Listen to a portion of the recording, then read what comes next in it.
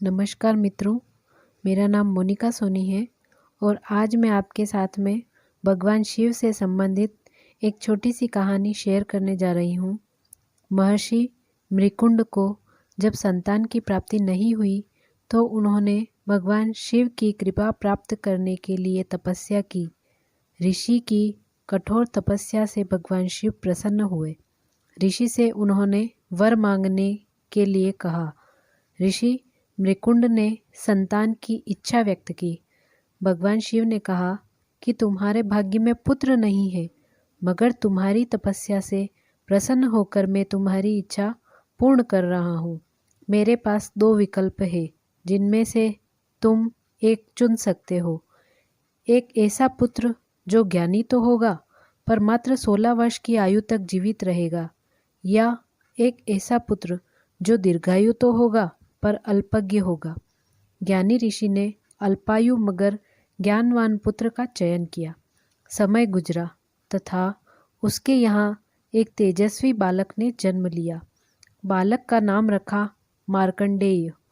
मार्कंडेय ने अल्प आयु में ही सभी प्रकार का ज्ञान अर्जित कर लिया।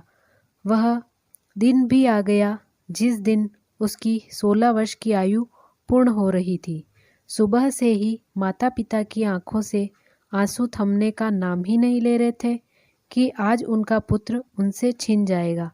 मार्कंडेय ने जानना चाहा कि ऐसा क्यों हो रहा है कि उसके तत्वज्ञानी माता पिता का रुदन निरंतर जारी है। तब पिता ने उसे सब कुछ बताया।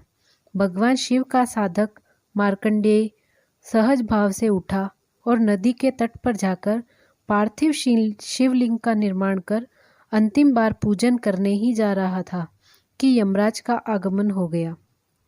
उन्होंने अपने यमपाश फेंक कर मार्कंडेय को बांध लिया और उसे ले जाने के लिए खींचने लगे। मार्कंडेय ने विनती की कि हे यमराज, मुझे अपनी अंतिम शिव आराधना पूर्ण कर लेने दीजिए, फिर मैं आपके साथ चला जाऊंगा। यमराज ने साफ इनकार कर दिया और पुनः उसे ले जाने के लिए खींचने लगे।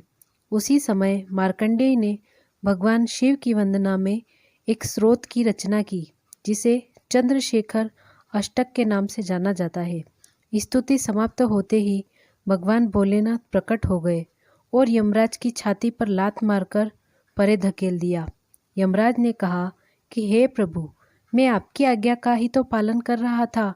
आप ही ने इस बालक को 16 वर्ष की आयु प्रदान की थी। भगवान शिव ने कहा कि मैं इसे देवताओं के 16 वर्ष की आयु प्रदान करता हूँ।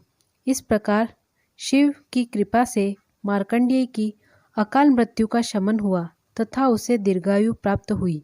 तब से अकाल मृत्यु के निवारण के लिए इसे सर्वश्रेष्ठ उपाय माना जाता है। शिवरात्रि, श्रावण मास तथा सोमवार को इसका पाठ अकाल मृत्यु के निवारण के लिए किया जाता है। इसका पाठ स्वयं रोगी भी कर सकता है या उसका कोई संबंधी या साधक संकल्प लेकर